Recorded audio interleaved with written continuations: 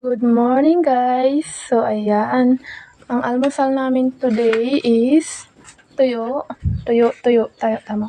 Tuyo, then yung aming noodles, mainit-init, kakaluto lang guys. So ayan yung almusal namin.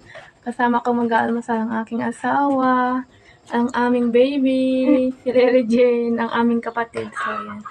So kakain na ako guys dahil papasok pa ako ng trabaho. Lahat kami guys may pasok dito.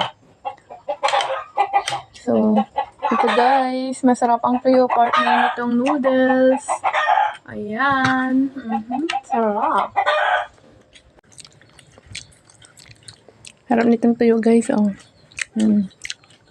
Tuyo is the best.